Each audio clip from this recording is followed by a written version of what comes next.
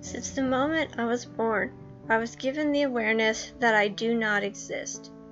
The term cogito ergo sum is bullshit. I think, but for some reason, I just am not.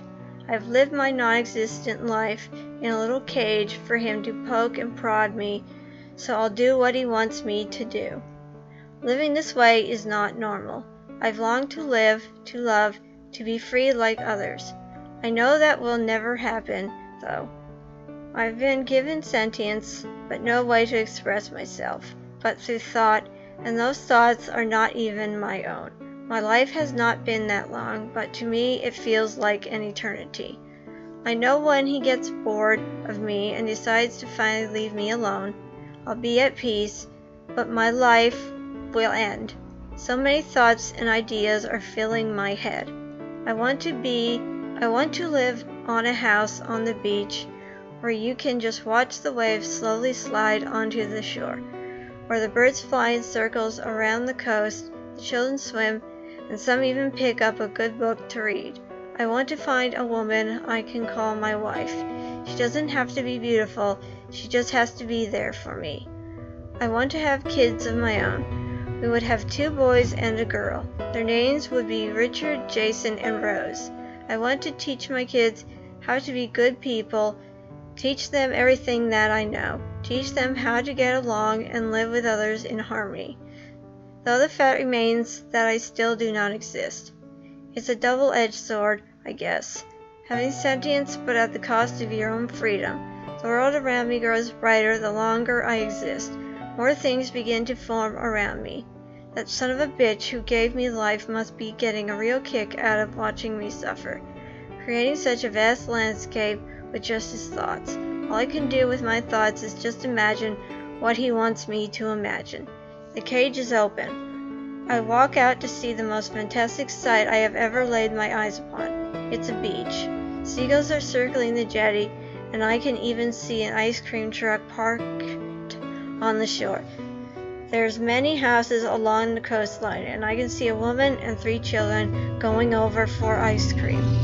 "Daddy, come get ice cream with us," one of the children cries. "Come on, Dad, they have your favorite flavor," another one says. I walk over and survey the vast array of selections on the truck.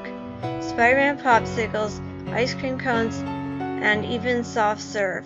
"It's on the house, mister," the old man in uniform says to me. I grab the ice cream and stare at it as it begins to melt.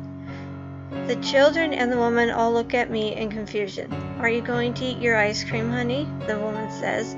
I can't hold back the tears as I drop the cone and hug them all.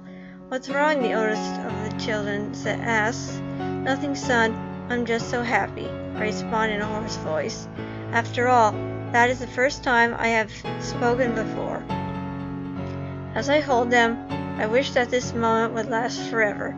Maybe he was merciful after all. Look up into the sky to see that the seagulls are now gone. The children have all left the beach and the sun is beginning to set. My family is now gone too. That goddamn son of a bitch. He gave me this life just so he could take it away. He gave me a life, he gave me hope, he even fulfilled the desires that he himself instilled in me, only for him to take it away in a heartbeat.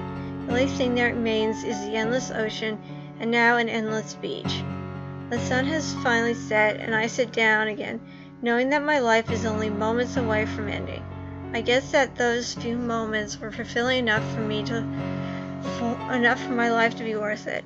I knew it would end from the start, but it felt so fast. I just wish that I could have held them for a little longer. The man sat at his computer thinking about what to write next. He couldn't end the story this way, could he? The story itself wasn't necessarily bad, just a bit unfulfilling and depressing. He could just rewrite the ending, but he thinks that it would take too much work. He wasn't planning on writing today anyways, but at least he got some down. It was a nice exercise and good practice for his future work. As he got up, he couldn't help but wonder, was his character ever truly alive? Somewhere in the vast expanses of space and time, did some creature gain thought through his work? No, that couldn't be possible, could it? Could something gain an identity through someone's willing? But as soon as he thought that himself, the thought finally came to him.